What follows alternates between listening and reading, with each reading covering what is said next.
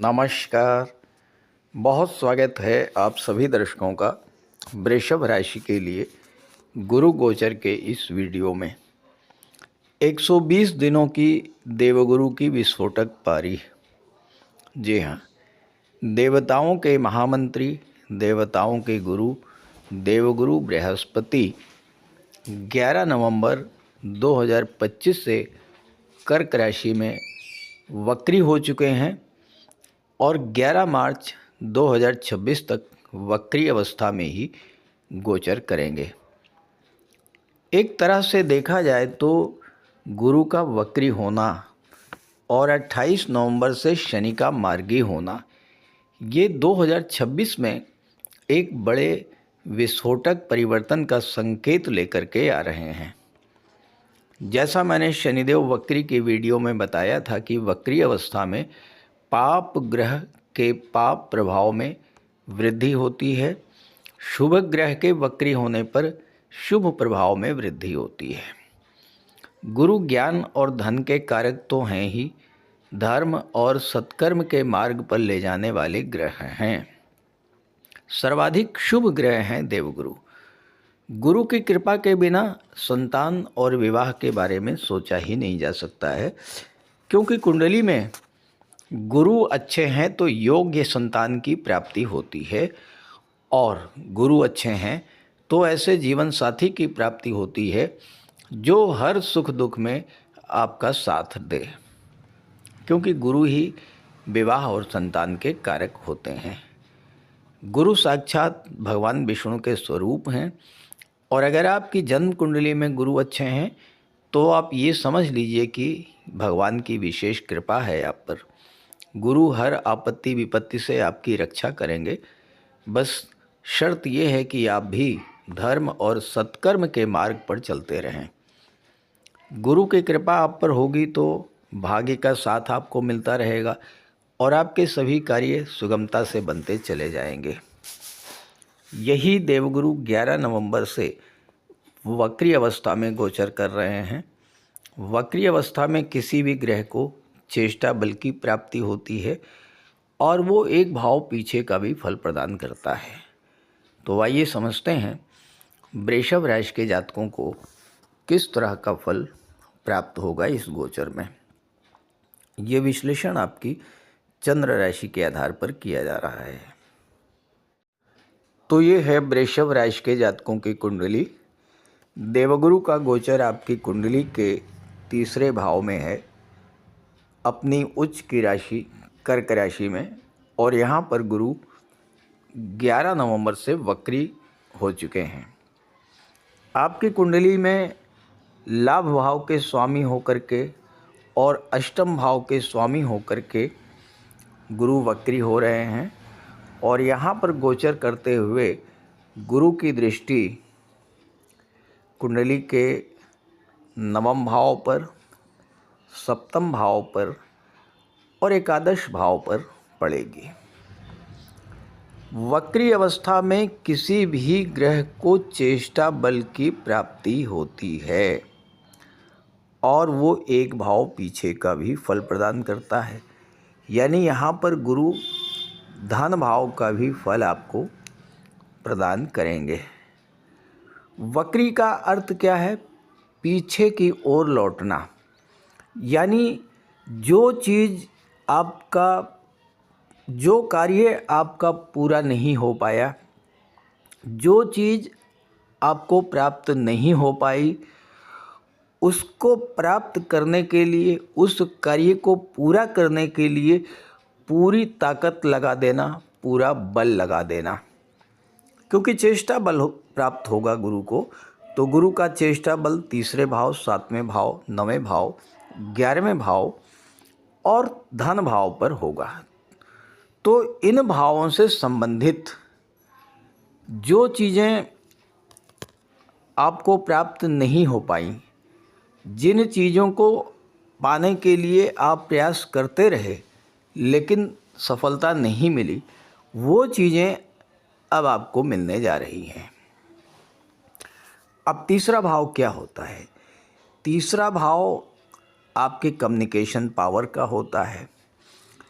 तीसरा भाव आपकी स्किल्स का होता है, आपके पराक्रम पुरुषार्थ का होता है। और गुरु क्या है? गुरु ज्ञान के कारक हैं और सेकंड हाउस का भी फल दे रहे हैं, यानी वाणी के भाव का भी फल आपको प्राप्त हो रहा है। तो बहुत से कार्य जो आपके अधूरे रह गए थे वो इस समय पूरे होंगे। खास करके पैसे से रिलेटेड, आपकी इनकम से रिलेटेड और प्रॉपर्टी से रिलेटेड, पेरेंटल प्रॉपर्टी, पैतृक संपत्ति से संबंधित, परिवार से संबंधित और समाज से संबंधित जो कार्य आप करना चाह रहे थे और नहीं कर पाए, उन कार्यों को इस समय गुरु पूरा करेंगे। सीधा सा अर्थ ये है कि अगर आप समाज के लिए कुछ करने के लिए सोच रहे थे तो इस समय आप कुछ कर पाएंगे अपने समाज के लिए। आप कि पराक्रम पुरुषार्थ को बढ़ाने वाला होगा गुरु का गोचर। आपकी स्ट्रेंथ को, आपकी पावर को बढ़ाने वाला होगा। कहीं ना कहीं आपके अंदर जो एक आलस्य की स्थिति बनी हुई थी वो समाप्त होगी और पूरे बल के साथ, पूरे फोर्स के साथ आप अपने कार्यों पर लगेंगे। आपको ऐसा लग रहा था कि चीज़ें रुक रही हैं, कोई कार्य आपने शुरू किया, हो नहीं पा रहा है। ख़ास करके अब 7वें भाव की ही बात कर लें। 7वें भाव पर गुरु की दृष्टि थी। कोई व्यापार व्यवसाय आप शुरू करना चाह रहे थे, प्लानिंग लगातार आप कर रहे थे लेकिन आप शुरू ही नहीं कर पा रहे थे, या अगर आपने शुरुआत कर भी दी तो जिस तेज़ी के साथ वो ग्रो करना चाहिए नहीं हो पा रहा था, या आप जितना परिश्रम उस पर करना चाहते थे वो नहीं कर पा रहे थे, या आप कोई अच्छा बिजनेस पार्टनर ढूंढ रहे थे और आपको अच्छा बिजनेस पार्टनर नहीं मिल पा रहा था। तो गुरु के वक्री होने पर गुरु का चेष्टा बल 7वें भाव पर होगा। 7वें भाव की चीज़ों को प्राप्त करने के लिए आप पूरा बल लगाएंगे तो बिजनेस ग्रो करेगा, अच्छा पार्टनर मिल जाएगा और विवाह की इच्छा भी पूरी होगी। अगर काफ़ी दिनों से आप प्रयत्न कर रहे थे और विवाह नहीं हो पा रहा था तो विवाह की इच्छा भी आपकी पूरी होगी। अब यहाँ पर देखिए, धन भाव पर गुरु की दृष्टि, लाभ के भाव पर गुरु की दृष्टि पड़ रही है और लाभ के भाव के स्वामी भी हैं, यानी अपने ही घर को देख रहे हैं गुरु। तो गुरु का चेष्टा बल 11वें भाव पर होगा। 11वां भाव आपकी इच्छा पूर्ति का होता है। तो इस समय आप अपनी इच्छाओं की पूर्ति के लिए पूरा प्रयास करेंगे और गुरु इस कार्य में आपकी हेल्प करेंगे। 9वें भाव पर गुरु की दृष्टि है तो भाग्य का साथ मिलेगा, इनकम में वृद्धि होगी, आपके फ्रेंड सर्कल से आपको लाभ मिलेगा, आपके सोशल नेटवर्क से, सोशल रिलेशंस का इस समय आपको लाभ प्राप्त होगा। लेकिन हाँ, एक बात का ध्यान रखिएगा कि इस गोचर काल में आपको यात्राएं ज़रूर करनी पड़ेंगी। अब ये यात्राएं धार्मिक यात्रा भी हो सकती है, कोई बिजनेस टूर भी हो सकता है, कोई ऑफिशियल टूर भी हो सकता है, बट यात्राएं आपको करनी पड़ेंगी। और अगर आप ये चाहते हैं कि आपको अच्छी ग्रोथ मिले, अच्छा पैसा मिले, धन का संचय हो और गुरु गोचर का पूरा लाभ मिले, तो एक बार कम से कम इन 120 दिनों में किसी न किसी धार्मिक यात्रा पर जरूर जाइएगा, किसी न किसी तीर्थ स्थान की यात्रा जरूर कीजिएगा। गुरु का पूरा पूरा लाभ आपको मिलेगा। अब 11वां भाव क्या है? आपके ड्रीम्स का, आपके सपनों का है, आपकी इच्छाओं का है। और गुरु क्या करेंगे? गुरु आपकी इच्छाओं को पूरा करेंगे। आप देखिएगा कि बहुत बड़ा एक परिवर्तन लेकर के आएंगे देवगुरु आपके जीवन में, क्योंकि उच्च के होकर के वक्री हो रहे हैं और गुरु की दृष्टियां जो पड़ रही हैं वो बहुत अच्छे स्थानों पर पड़ रही हैं। 7वां स्थान, 9वां स्थान और 11वां स्थान, और साथ ही साथ धन भाव का भी फल दे रहे हैं। तो इस समय धन का निवेश भी आपका बढ़ेगा, परिवार में वृद्धि होगी, परिवार का सहयोग मिलेगा। और इसके अलावा प्रॉपर्टी को लेकर के कोई अगर विवाद चल रहा था, प्रॉपर्टी को लेकर कोई मैटर पेंडिंग था, तो उस विवाद को भी इस समय आप सुलझा लेंगे, क्योंकि भाग्य भी आपका सपोर्ट करेगा। क्योंकि 7वें भाव पर भी दृष्टि है और 9वें भाव पर भी दृष्टि है। इस समय अगर आपका विवाह होता है तो विवाह के बाद आपकी भाग्योन्नति भी होगी। 3 दिसंबर को वक्री अवस्था में ही देवगुरु राशि परिवर्तन करेंगे और धन भाव में चले जाएंगे, और यहाँ पर गोचर करते हुए एक भाव पीछे यानी लग्न भाव का भी फल देंगे। तो गुरु का प्रभाव आपके व्यक्तित्व पर होगा, और यहाँ से गोचर करते हुए गुरु की दृष्टि पड़ेगी 6ठे भाव पर, गुरु की दृष्टि पड़ेगी 8वें भाव पर, और गुरु की दृष्टि पड़ेगी 10वें भाव पर।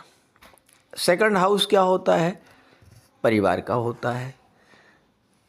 अब आप बहुत दिनों से अपने परिवार के साथ कहीं ट्रैवल पर जाना चाहते थे, या आप अपने परिवार के लिए कुछ करना चाहते थे, या कुछ करने का प्रयास कर रहे थे,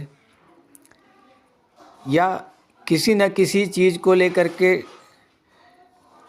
आपके एफर्ट्स जारी थे। कोई चीज़ खरीदना है, कोई कार्य करना है, तो सेकंड हाउस में आकर के गुरु आपके इस तरह के कार्यों को पूरा करेंगे।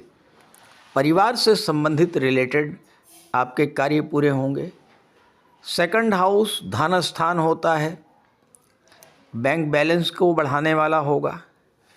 और चूंकि अष्टम भाव पर दृष्टि पड़ेगी, तो 3 दिसंबर के बाद अगर आपका कहीं पैसा फंसा हुआ है, रुका हुआ है, कोई डूबा हुआ पैसा है, वो पैसा भी आपको मिलेगा।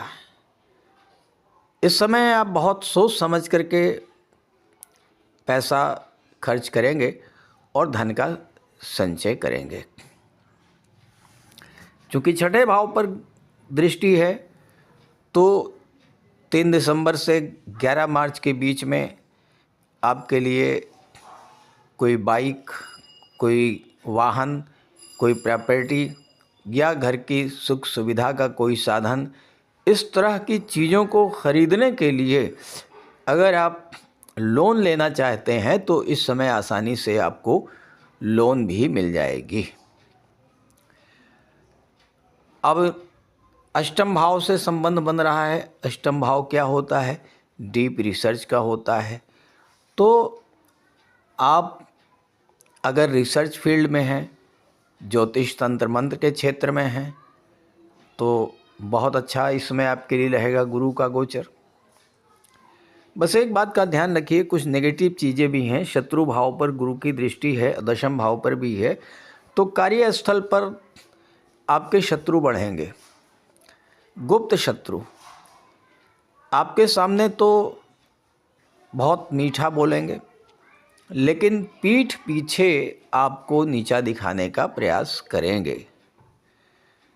तो इस बात को लेकर के थोड़ा सा सतर्क रहिएगा। हालांकि इस छठे भाव पर गुरु की दृष्टि पड़ने से आपकी इंट्यूशन पावर इतनी बढ़ेगी कि आप अपने गुप्त शत्रुओं को पहचान भी लेंगे और उन्हें पराजित भी कर लेंगे। 3 दिसंबर के बाद अगर आपके कैरियर में कोई परिवर्तन करना चाहते हैं, ट्रांसफ़र होना, परिवर्तन होना, ये सारी चीज़ें जो है अच्छा योग बन रहा है। और एक तरह से देखा जाए तो ये 2026 की एक बहुत अच्छी शुरुआत भी होने जा रही है। तो इस गोचर का लाभ उठाइए और ये वीडियो अपने साथियों और मित्रों को ज़रूर शेयर कीजिएगा। लेकिन प्रश्न ये है कि क्या सभी वृषभ राशि के जातकों को एक जैसा ही फल प्राप्त होगा? ऐसा बिल्कुल भी संभव नहीं है, क्योंकि वृषभ राशि के 1-2 नहीं करोड़ों जातक हैं और हर जातक की कुंडली में ग्रहों का गोचर अलग अलग है। तो अगर आप ये जानना चाहते हैं कि आपकी कुंडली में ग्रहों की स्थिति कैसी है, किस ग्रह के कारण आपके जीवन में समस्याएं हैं, तो इसी वीडियो के डिस्क्रिप्शन बॉक्स में मैंने अपना व्हाट्सअप नंबर दे दिया है। आप वहां से अपनी समस्या भेज सकते हैं और मैं उसका ज्योतिषी समाधान प्रस्तुत करने का पूरा प्रयास करूंगा। नमस्कार।